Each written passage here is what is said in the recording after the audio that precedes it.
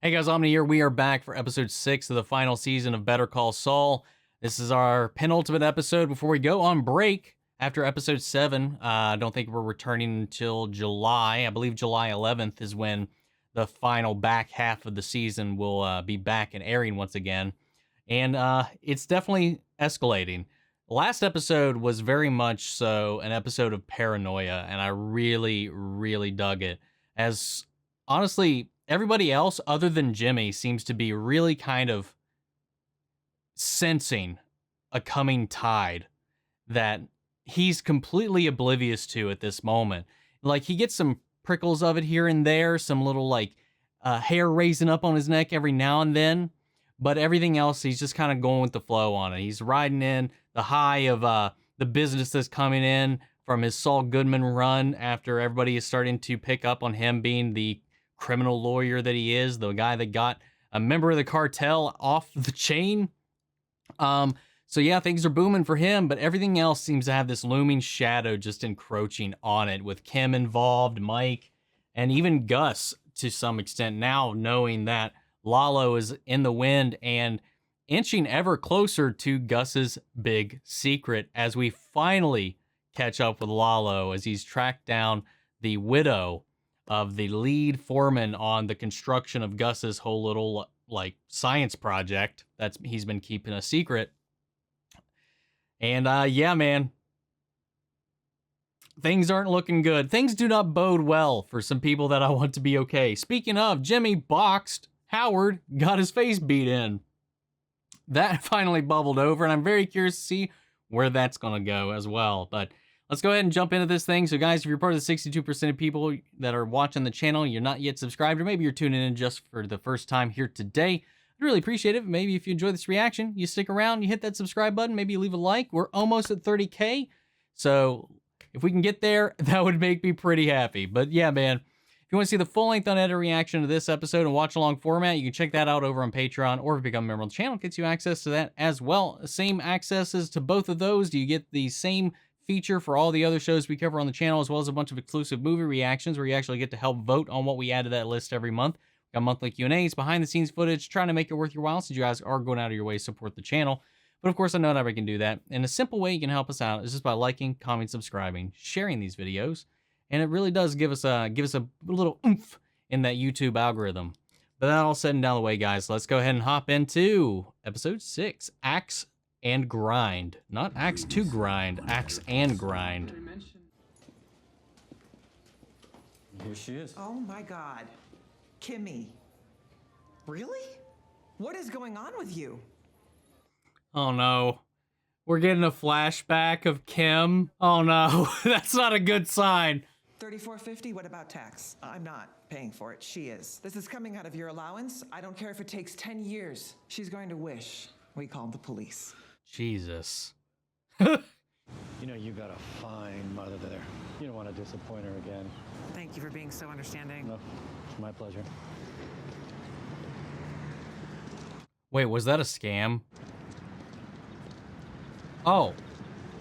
Wait. Nip it in the bud. Wow, okay. I got you something. See? Your mom's good for something, Relax. You got away with it. That's not ominous at all.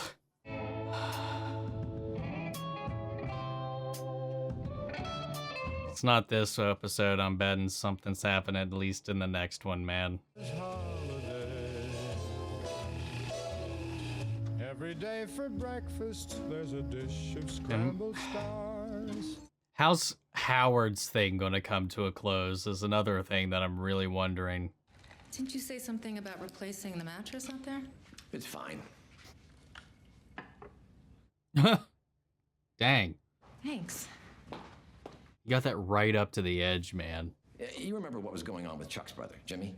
You mean with the bowling balls and... I think it's getting worse. I'm handling it. I will put an end to this, whatever it takes. I thought you should know. Duly noted. I'm having dinner with the Appels tonight, so you've got the house to yourself. Tell them I said hello. I will. Man, what is this dynamic? Have we seen her before? Like, have we seen this side of Howard's life at all? I don't feel like we have. Gosh, it's so cold and disconnected. I couldn't get a good angle through the window, but I counted 4, maybe 5 stacks. I'd say somewhere in the ballpark of 20 grand. But is there any reason he'd need that much cash in the normal course of business? Damn it.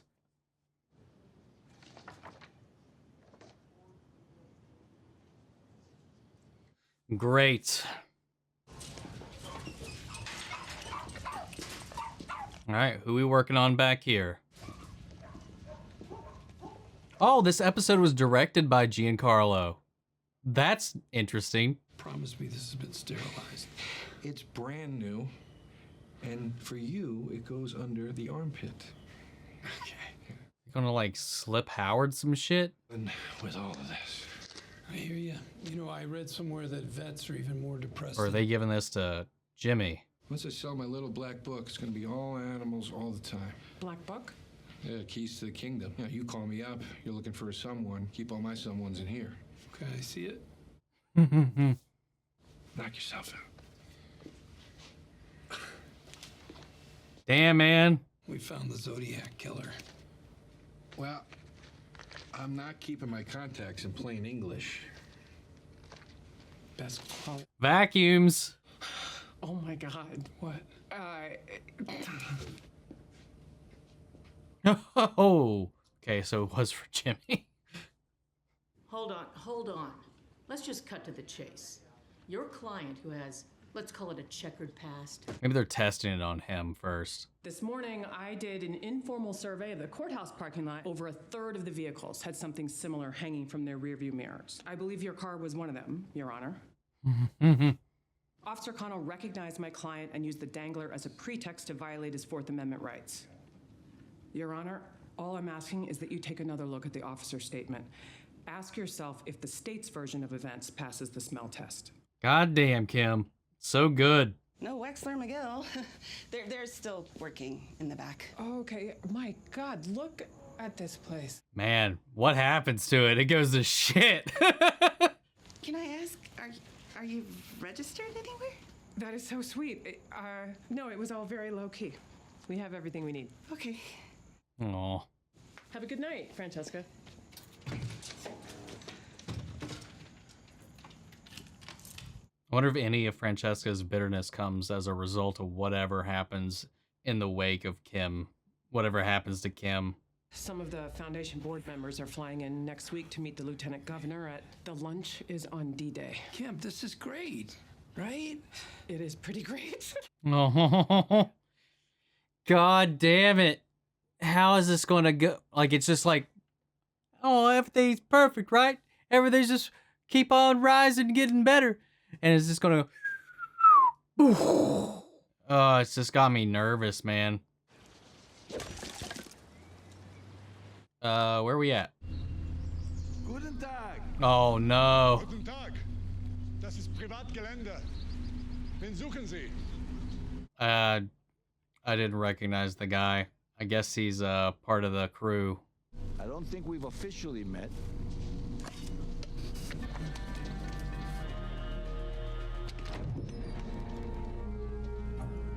Lalo has some gall to just walk through that door casually. For all he knew, he had guns and shit locked up in here, and he was just open to being like lit up.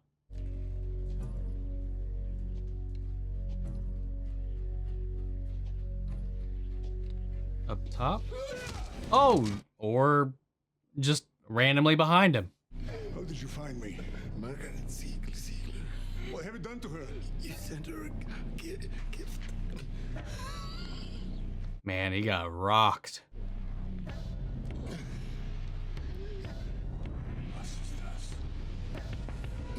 Oh, you clever man. Oh! Carajo! You broke one of my ribs. Oh, he chopped his foot off. Oh! Tie that off before you bleed to death. You and I are gonna have a talk. Jesus, man. Lalo is built different. Aw, I feel so bad for Francesca, man.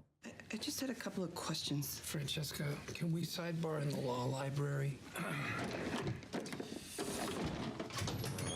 He's starting to collect his phones. I don't know if I'm comfortable. Is this even legal? I'm sorry, which of us went to law school? Because I could stand here and go through the ins and outs of what's quote-unquote legal. You know, I don't know if this will transition or change, but like I was just watching like season 3 again yesterday, and he looks so much better now. Not that he didn't then, but like just the costuming, the design, just general aesthetic. He's actually wearing suits that actually fit him. That are I don't know if that was a budget or a decision or something like that. Maybe they just changed this character along the way, but yeah, man. He's just sharp as fuck, man. Oh, what the fuck? Steady.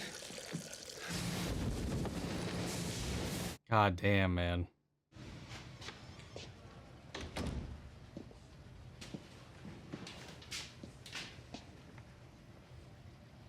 Man, I love that we just keep getting to see more and more of this operation. Boss has a problem. He knows how to reach me. If you have a problem, I'm right here.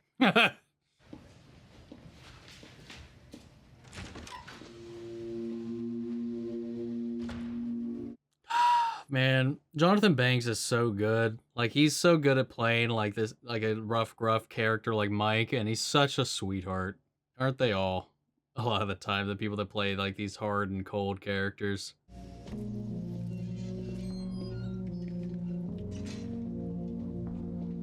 What is this music? It's really nice. The score. Want to know the star closest to Earth? Huh? Tell me. Aww. I think Jupiter is my favorite. Did you know it's the largest planet in our solar system? Is it? It's called a gas giant. That's not very nice. Pop, Pops. It's not that kind of gas. Oh, my mistake. What's next? He's such a good grandpa, man. Good night, Pop. Good night, dear. Same time tomorrow? Wouldn't miss it for the world. This almost feels like the calm before the storm, man. We're getting all these like character beats, these little moments, and it just feels like, oh, right around the corners when things are gonna fucking go to shit. Here's to tomorrow. Tomorrow.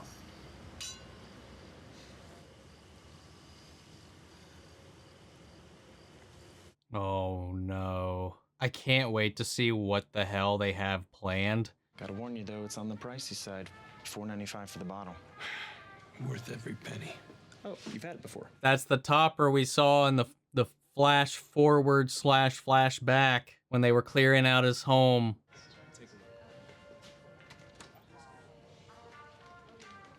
Thank you.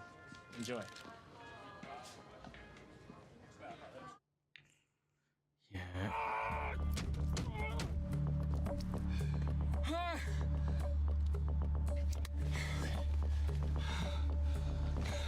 They need to come up with a sling and a cast for their whole thing, for their video shoot. Oh no! Tim, are you still there? Yes. It happens today. Jeez! Wow.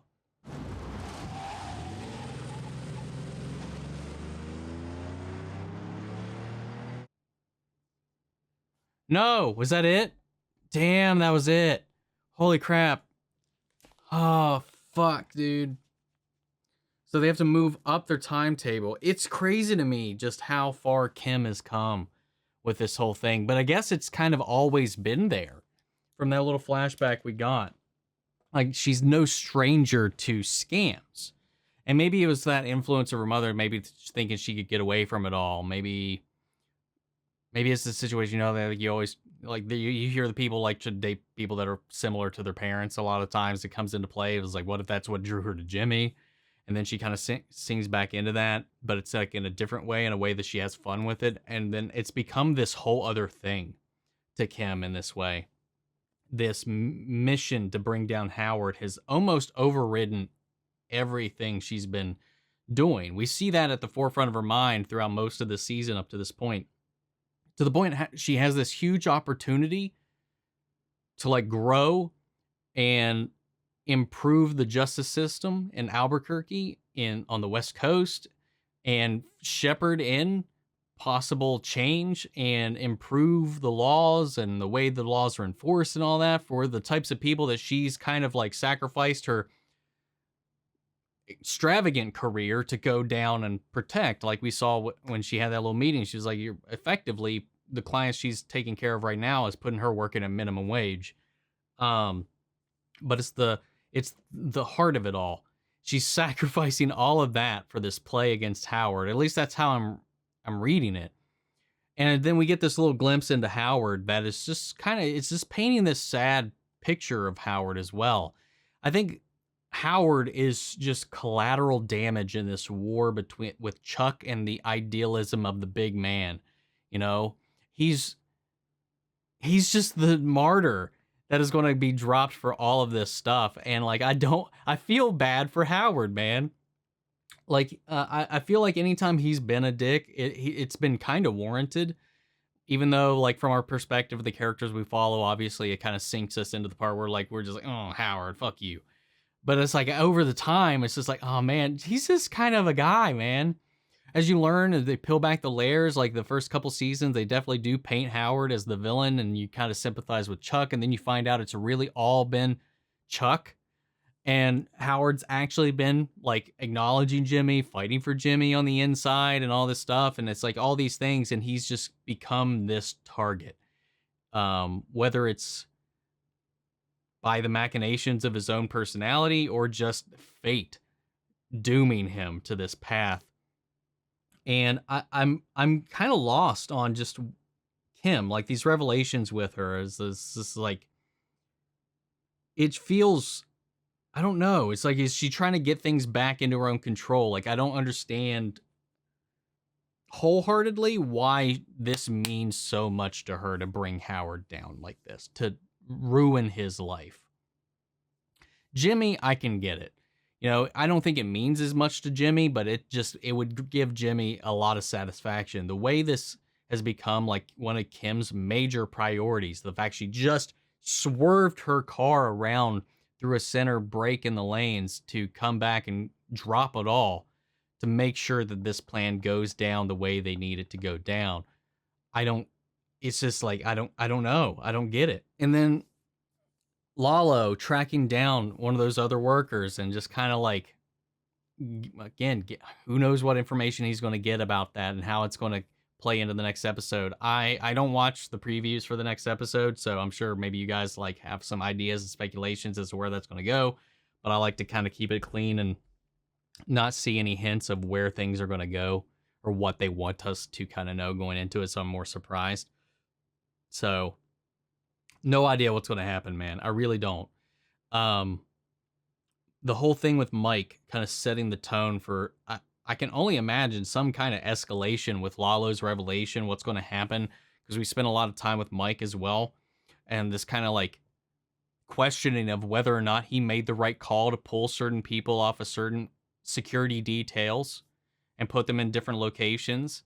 They've definitely been prepping and watching for Lalo to make his move, and I feel like that move is definitely coming, especially after whatever he learns from this dude he just tracked down at that cabin. And it's going to just explode. I don't know if Lalo's going to be back in the States by the time everything kind of goes down. I don't know. I don't know what's going to happen, man. It's just so... Jesus, I don't know, man. I think this episode and the last one, because I saw some people like the last episode was just the most boring episode ever. I disagree. And I can definitely hear that being echoed in this episode as well. I don't, man. For me, the last two episodes have been some of the most tense episodes with namely not a lot of action happening. Obviously, that's not what these shows are. That's not what Breaking Bad is either. there's a bubbling, rising tension for me that is always in the background of just these soft, subtle moments of characters just looming and pondering their next step, their next move. What are they going to do? What decisions are they going to make? They keep it close to their chest. It's all in the performance. It's all in the music, the score, and as Mike's walking through that house and he's being questioned by Gus's right-hand man up until this point about his decisions. And, you know, that whole thing is just setting the mood as he's taking care of everybody that is under him. That's Mike at his core. He takes care of the people that are his responsibility, whether it's his family or the people working under him or with him. And that's his priority. And it's just, it humanizes him on a whole other level while he's thinking with his head, while everybody else is thinking with their emotions, with their guts. And that's not always going to work in the long run. And I'm very curious to see how this all boils over. Lalo is something else, man. The fact that he got the one up on that guy was quite the feat. He's just built different, dude. I think he's just a phenomenal character. And he's just played brilliantly. But we'll see, man. We'll see. I don't know what's going to happen. And also just seeing Francesca just completely 180 from where we are to later with her, especially the state of Saul's practice. Like, it's a completely different from what we see it.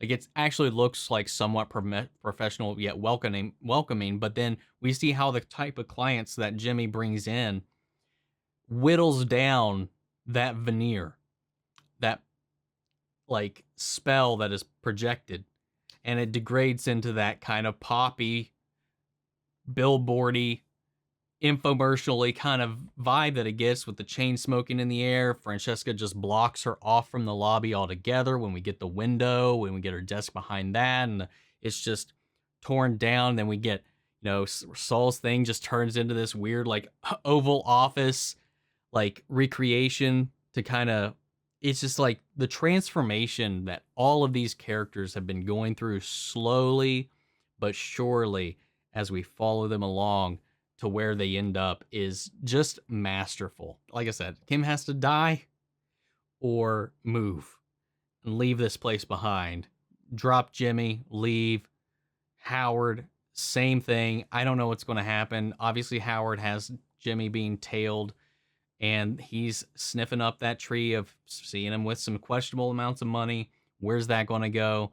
And is that going to get him put in danger that is not intentional? Is this whole plan going to result in something damaging to both Kim and Howard? And is that going to go down at the same time that this whole Lalo stuff is going to go together? Is this going to be separate storylines, the stuff with Lalo, Mike, and Gus going to be happening separately from what's going on? Or is this these tailings? Because we know that Mike is also following Jimmy and Kim, and Howard's following Jimmy and Kim. And is their plan going to coincide with whatever Lalo brings in and just create this tornado of stuff that's going to happen? I don't know. I just don't think Howard and Kim is going to survive it. At least maybe one of them will probably get some type of tragedy for our mid-season finale, leaving the back 5 episodes for what? I don't even know. But guys, what do you think of this episode? Sound off in the comments. Let me know your thoughts down below. We'll carry on the conversation after the video. Feel free to join us in our Discord. We can talk about it there as well. Links to that and all my socials down below. As always, follow me in each and every one of those. I'd really appreciate it. If you want to see the full-length reaction in this episode or any of the previous ones, you can check those out over on Patreon, or if you become a member of the channel, gets you access as well. And speaking of, before we go, I want to shout out our channel legends: Manny Sherritt, Ryan Karen, Jason Coleman, Philly Vane, Yori Corey Scott, Margaret Grace, Mary Bradley, and Melita. Thank you guys, as always, for your continued support. And that's it for this one, guys. I'll see you next week for the mid-season finale of Better Call Saul. Take care, everybody.